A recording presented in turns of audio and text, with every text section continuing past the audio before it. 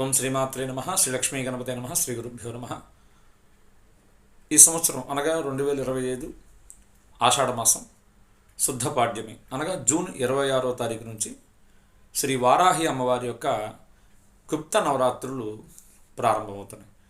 ఇవి జూలై 5వ తారీఖు వరకు అనగా జూన్ 4 వరకు 9 రోజులు పూర్తి చేసుకుని జూలై 5వ తారీఖు నాడు అమ్మవారి యొక్క నవరాత్రులు పూర్తవుతాయి. ఈ వారాహి గుప్త నవరాత్రులు అందరూ కూడా వారి వారి సమస్యలను బట్టి ఈ వారాహి గుప్త నవరాత్రులు ఆచరించాలి.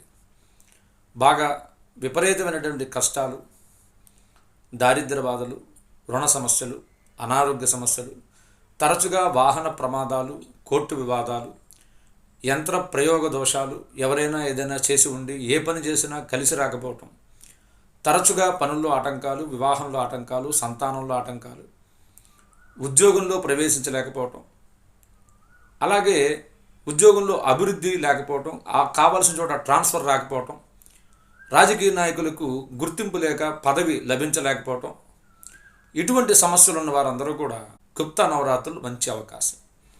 ఇటువంటి వారందరూ కూడా ఈ యొక్క ఆషాఢమాసం శుద్ధ పాడ్యమి దగ్గర నుండి అమ్మవారిని ఉదయము సాయంత్రము కూడా ఒక్కొక్క రోజు అమ్మవారు 9 రోజులు 9 అవతారాలుగా 9 అలంకారాలుగా అమ్మవారు ఉంటారు.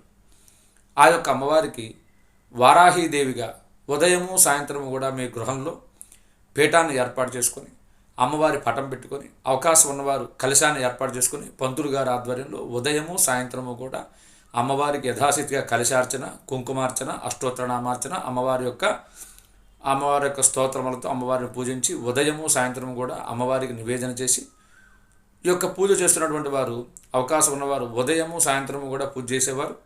ఉదయం నుంచి సాయంత్రం వరకు కూడా ఉపవాసం ఉండి మధ్యాహ్న కాలం అల్పాహారం తీసుకొని సాయంత్రం ప్రారంభకాలం 6 గంటల సమయంలో అమ్మవారిని పూజించుకోవాలి. పూజా అనంతరం భోజనాది చేసి బ్రహ్మచర్యాన్ని పాటించి నేల పడక చేయాలి. పూజా సమయంలో మైళ్ళ కార్యక్రమాలకు కానీ ఎటువంటివి కూడా సోకకుండా ఒక క్రమ పద్ధతిగా ఉండవలను. అదేవిధంగా ఈ యొక్క 9 రోజులు కూడా ఈ యొక్క నాన్ వెజ్ అనేది అంత మాంసాహారాలు అవి కూడా చేయకూడదు. అమ్మవారికి ఈ యొక్క మాంసాహార సంబంధమైనటువంటి కూడా నివేదనమే పనికిరాదు. శాస్త్రబద్ధమైనటువంటి అమ్మవారికి నైవేద్యంగా అమ్మవారికి సమర్పించుకోవాలి. నిత్యము కూడా అమ్మవారికి ధూపదీప నైవేద్యాదులు యథాశక్తిగా సమర్పించి అమ్మవారిని పూజించుకోవాలి. ఒకవేళ పంతులు గారిని పిలిచి చేయించుకోలేనటువంటి వారు మీరు కూడా ఉదయం పూట సాయంత్రం పూట అమ్మవారికి దీపారాధన చేసుకుని అమ్మవారి యొక్క నామాన్ని కానీ అమ్మవారి యొక్క అష్టోత్తరాన్ని కానీ చదువుకోవడం ద్వారా అద్భుతమైనటువంటి ఫలితం ఆ యొక్క వారాహి అమ్మవారు కలగజేస్తుంది. ఓం శ్రీమాత్రే నమః. శ్రీ వారాహి దేవ్యే నమః.